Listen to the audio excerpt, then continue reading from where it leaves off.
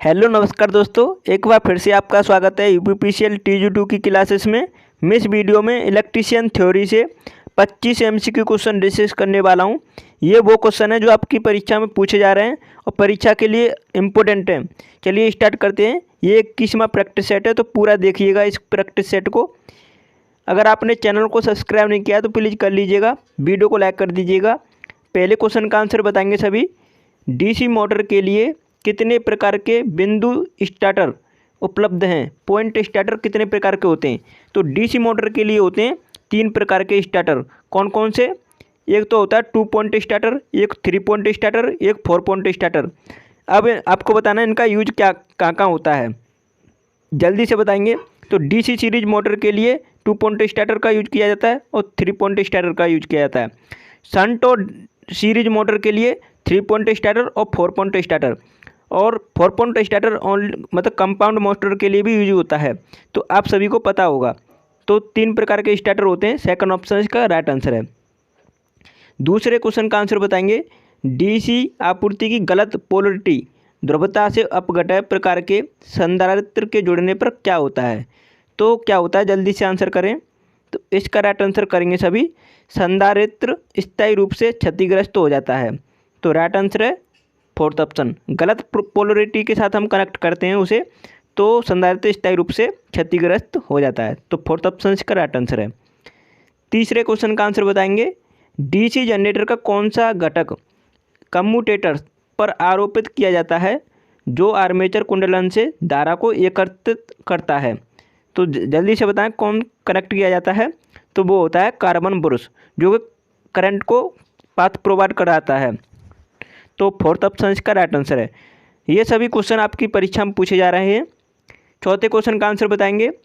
बड़े उद्योगों में शून्य लोड स्थिति में तुल्यकालिक मोटर के संचालन का उद्देश्य क्या है? बताओ, सिंक्रोनस मोटर को जब नो लोड की स्थिति में ओवर एक्साइटेड करके चलाया जाता है तो उसका उद्देश्य क्या होता है? तो बड़े इंडस्ट्री में क्या होता है कि उसका पावर फैक्टर में सुधार करना। तीसरा ऑप्शन इसका राइट आंसर है। अच्छा, इंडस्ट्री का पावर फैक्टर मतलब घटिया कैसे हो जाता है? तो वो हो जाता है एक इंडक्शन मोटर की कारण। तो इंडक्शन मोटर के कारण लैगिंग पावर फैक्टर होता है ज़्यादा से ज़्यादा, तो उसी को इम्प्रूव करना होता है, जो कि हम ओवर एक्साइटेड सिंक्रोनस मोटर के द्वारा करते हैं नो लोड पर। तो तीसरा ऑप्शन इसका राइट आंसर है। अब बताएंगे पाँचवें क्वेश्चन का आंसर। निम्न में से कौन सा इलेक्ट्रॉनिक्स में सबसे सरल और सबसे सस्ता फिल्टर सर्किट है? बताओ कौन सा है? तो वो है आपका संधारित्र इनपुट फिल्टर। तो तीसरा ऑप्शन इसका करेक्ट आंसर है, ध्यान रखेंगे। नेक्स्ट क्वेश्चन के आंसर बताएंगे। छठवां क्वेश्चन है। स्प्लिट कोर वाला एक वर्तमान ट्रांसफार्मर जब एक रिकॉर्डिंग मीटर के साथ संयोजन में उपयोग किया जाता है तो उसे क्या कहा जाता है? जल्दी से आंसर करें। तो उसे क्या कहा जाता है? उसे कहते हैं हम क्लैंप मीटर। तो राइट आंसर है इस क्वेश्चन का तीसरा ऑप्शन। अगले क्वेश्चन का आंसर बताएंगे सभी। सातवां क्वेश्चन है। उच्च गति, जल्दी से आंसर करें इस क्वेश्चन का। उच्च गति हाई स्पीड अल्टरनेटर में किस प्रकार के गुणक रोटर का प्रयुक्त होता है? बताओ किस प्रकार के रोटर का यूज करते हैं हाई स्पीड अल्टरनेटर में? तो हम उसमें करते हैं सिलेंड्रिकल टाइप का रोटर, जो कि यहाँ पे दे रखा है बेलनाकार ध्रुव प्रकार रोटर। तो सेकंड ऑप्शन इसका राइट आंसर है। अब आपको बता दूं, समुन्नत ध्रुव प्रकार का रोटर कहाँ पे यूज किया जाता है और बेलनाकार रोटर कहाँ पे यूज किया जाता है? तो हम हाइड्रो पावर प्लांट में मतलब सिलियंट पोल अल्टरनेटर का यूज करते हैं। सिलियंट पोल बोलते हैं इसे, समुन्नत पोल ध्रुव को सिलियंट पोल बोलते हैं, जो कि हाइड्रो पावर प्लांट में यूज किया जाता है, क्योंकि यहाँ पे स्पीड कम होती है। और हाई स्पीड के लिए हम बेलनाकार ध्रुव प्रकार का रोटर यूज करते हैं, जो कि कहाँ पे होता है स्टीम पावर प्लांट में, थर्मल पावर प्लांट में यूज करते हैं।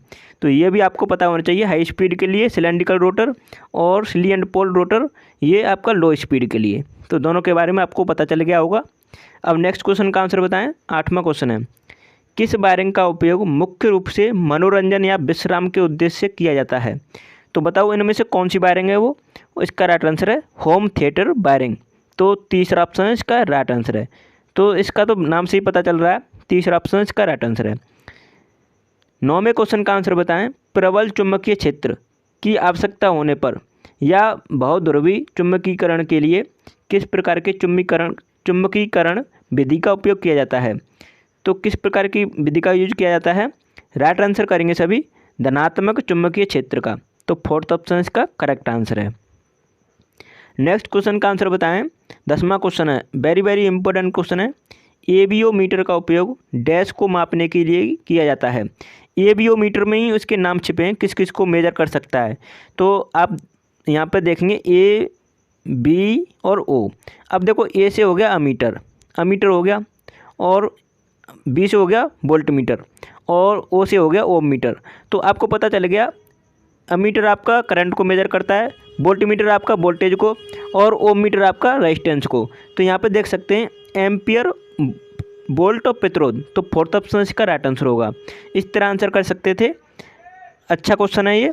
अब नेक्स्ट क्वेश्चन का आंसर बताएंगे। 11वां क्वेश्चन है, जब लोड की बिजली की मांग पावर डिमांड बढ़ जाती है तो दो या अधिक ट्रांसफार्मर का परिचालन किस रूप में किया जा सकता है। जब देखो लोड मतलब बढ़ जाता है, डिमांड, लोड की डिमांड बढ़ने लगती है, तो हम क्या करते हैं, जब दो ट्रांसफार्मर को हम समांतर में कनेक्ट करते हैं। तो इसका राइट आंसर है फोर्थ ऑप्शन, समांतर में उसका ऑपरेशन करते हैं। तो फोर्थ ऑप्शन इसका राइट आंसर है। नेक्स्ट क्वेश्चन का आंसर बताएंगे। 12वां क्वेश्चन है, त्वरित लाइटनिंग स्ट्रोक से उपकरणों की सुरक्षा के लिए जिस सुरक्षात्मक उपकरण का उपयोग किया जाता है उसे डैश कहा जाता है। तो उसने बोला है लाइटनिंग, जो आकाशीय बिजली होती है उससे हम प्रोटेक्ट करने के लिए, उपकरणों की सुरक्षा के लिए हम किसका उपयोग करते हैं इनमें से। तो उसके लिए हम करते हैं लाइटनिंग अरेस्टर का यूज, जो कि त्वरित रोधक कहते हैं इसे। तो राइट आंसर है इसका तीसरा ऑप्शन। अच्छा क्वेश्चन है, ध्यान रखेंगे। 13वें क्वेश्चन का आंसर बताएंगे। 10 ओम के 4 प्रतिरोधक समांतर में जुड़े हुए हैं, कुल प्रतिरोध की गणना करें। तो 10 ओम के समांतर में जब जोड़ते हैं तो आप सभी को पता होगा हम कितने से डिवाइड करेंगे, 4 प्रतिरोधक हैं तो 4 से डिवाइड कर देंगे, 10 को 4 से डिवाइड कर दो क्योंकि समांतर में है। तो 4 से डिवाइड करने पर 2.5 आता है। 2.5 ओम आपको दे रखा है फोर्थ ऑप्शन में। तो राइट आंसर है इस क्वेश्चन का फोर्थ ऑप्शन। अगर यहाँ पर सीरीज की बात करता तो 4 से मल्टीप्लाई कर देते 10 में, तो 40 आ जाता। तो यहाँ पर देख सकते हैं इस तरह आपको सॉल्व करना है। ये सीरीज में रेजिस्टेंस जुड़ जाते हैं और समांतर में डिवाइड हो जाते हैं। अब बात करते हैं 14वें क्वेश्चन का। किस आकार के तार में उच्चतम करंट को वहन करने की क्षमता होती है। बताओ हाई करंट किस टाइप के तार में वहन हो सकती है, फ्लो हो सकती है। तो यह है आपका 4 गेज। 4 गेज के वायर में हाई करंट फ्लो हो सकती है। तो पहला ऑप्शन इसका राइट आंसर है। नेक्स्ट क्वेश्चन का आंसर बताएंगे। 15वां क्वेश्चन है, जल्दी से आंसर करें। निम्न में से कौन सा उपकेंद्र सब स्टेशन नहीं है। तो आपको बताना है, ये अलग अलग टाइप के सब स्टेशन दे रखे हैं, इनमें से कौन सा सब स्टेशन का प्रकार नहीं है। जल्दी से आंसर करें। तो देखो आप सभी ने सुना होगा अंडरग्राउंड सब स्टेशन होता है, आउटडोर सब स्टेशन होता है और इंडोर सब स्टेशन होता है। लेकिन कौन से प्रकार का नहीं होता, ओवरडोर सब स्टेशन, ये नहीं होता। तो राइट आंसर है इस क्वेश्चन का पहला ऑप्शन। इस तरह आंसर कर सकते हैं। 16वें क्वेश्चन का आंसर बताएं। इनमें से कौन सा कथन बैटरियों के प्रबंधन के दौरान बरती जाने वाली सावधानी को इंगित नहीं कर रहा है। जब हम बैटरियों की मैनेजमेंट के लिए हम जो सावधानी बरतते हैं उसमें से कौन सा ऐसा ऑप्शन है जो नहीं इसे फॉलो कर रहा है। तो वो आपका यहाँ पे देखेंगे, हमेशा समय समय पर स्नेहक तेल, लुब्रिकेंट ऑयल देते रहना, ये गलत है। तो तीसरा ऑप्शन इसका राइट आंसर है। जबकि 3 ऑप्शन सही हैं, जैसे कभी कभी दोनों टर्मिनलों को एक वस्तु के साथ संपर्क में न बनाने दें, सुरक्षात्मक उपकरण पहने और बैटरियों को धातु के संपर्क से बचाएं। ये तीनों बात अच्छी फॉलो कर रही हैं इस चीज़ को। अब 17वें क्वेश्चन का आंसर करेंगे। किसी धातु की प्लेट, पाइप या चालक जो विद्युतीय रूप से अर्थ के सामान्य द्रव्यमान से जुड़े होते हैं उन्हें डैश कहा जाता है। तो उन्हें क्या कहा जाता है, उन्हें कहा जाता है अर्थ निरंतरता कंडक्टर चालक, अर्थ कंटिन्यूटी कंडक्टर। तो तीसरा ऑप्शन इसका राइट आंसर है, ध्यान रखेंगे। 18वें क्वेश्चन का आंसर करें। देखो इसमें चौथा ऑप्शन थोड़ा लेंथी है तो इसे देखेंगे थोड़ा। इनमें से कौन सा बत्ता बैटन तार स्थापन का एक लाभ है। बताओ कौन सा लाभ है, जल्दी से आंसर करें। तो इसका देखो ये ऑप्शन मत सोचना कि इतना बड़ा ऑप्शन है तो ये सही होगा, ये गलत है। इसमें राइट आंसर है लीकेज करंट की कम संभावना। तो राइट आंसर है इस क्वेश्चन का तीसरा ऑप्शन। इंपॉर्टेंट क्वेश्चन है। जब बैटन बार स्थापन का मतलब एक लाभ पूछा जाता है तो लीकेज करंट की कम संभावना होती है उसमें। तीसरा ऑप्शन इसका राइट आंसर है। 19वें क्वेश्चन का आंसर करें सभी स्टूडेंट, क्या होगा? The starting torque of universal motor is. आपको बताना है यूनिवर्सल मोटर का स्टार्टिंग टॉर्क कितना होता है। तो वो होता है 450% of running torque. Running torque का 450%। तो तीसरा ऑप्शन इसका राइट आंसर है, मतलब हाई रहता है बहुत ही। नेक्स्ट क्वेश्चन का आंसर करेंगे। 20वां क्वेश्चन है, जल्दी से आंसर करें इस क्वेश्चन का। भूसंपर्कन प्रतिरोध को कम करने के लिए किस विधि का उपयोग किया जा सकता है? बताओ किस विधि का उपयोग किया जा सकता है। तो हम क्या कर सकते हैं उसके लिए, तो इसका राइट आंसर जल्दी से करें। तो यहाँ पे दे रखा है छड़ की लंबाई बढ़ाना, ये तो नहीं है। छड़ के व्यास को घटाना, ये भी नहीं है। यहाँ पर राइट आंसर है कई छड़ों का उपयोग करना। तो फोर्थ ऑप्शन इसका राइट आंसर है, मतलब इलेक्ट्रोड जो लगाए जाते हैं उनकी संख्या बढ़ा सकते हैं। अगले क्वेश्चन का आंसर करेंगे। 21वां क्वेश्चन है, जिस ट्रांसफार्मर का कोई नुकसान नहीं होता उसे क्या कहा जाता है? मतलब इसने बोला है ट्रांसफार्मर होता है उसमें अगर कोई लॉस नहीं है, तो इसका मतलब वो कैसा ट्रांसफार्मर है? वो है एक आइडियल ट्रांसफार्मर, जो कि आदर्श ट्रांसफार्मर है। सेकंड ऑप्शन इसका राइट आंसर है। नेक्स्ट क्वेश्चन का आंसर करेंगे। 22वां क्वेश्चन है, निम्न में से कौन सा एक ड्राइव नहीं है? बताओ कौन सा नहीं है, ड्राइव का टाइप कौन सा नहीं है? तो देखो डीसी ड्राइव होता है, एसी ड्राइव होता है, एडी करंट ड्राइव होता है, लेकिन एक नहीं होता है फील्ड ड्राइव। तो राइट आंसर है इस क्वेश्चन का फोर्थ ऑप्शन। ध्यान रखेंगे, नहीं पूछा था। 23वें क्वेश्चन का आंसर करें। The thickness of copper plate use as an earth electrode. आपको बताना है अर्थ इलेक्ट्रोड की मतलब कॉपर प्लेट की जो हम यूज करते हैं अर्थ इलेक्ट्रोड को, तो उसकी थिकनेस कितनी होती है? तो उसकी होती है 3 mm। तो राइट आंसर है इस क्वेश्चन का सेकंड ऑप्शन। ये डेटाबेस क्वेश्चन है, ध्यान रखेंगे। 24वें क्वेश्चन का आंसर करेंगे। उस विद्युत लैंप को क्या कहा जाता है जिसमें गैस या वाष्प में 2 इलेक्ट्रोडों के बीच बिजली के डिस्चार्ज द्वारा प्रकाश मिलता है? तो उसे कहते हैं डिस्चार्ज लैंप। तो फोर्थ ऑप्शन इसका राइट आंसर है, ध्यान रखेंगे, इंपॉर्टेंट क्वेश्चन है।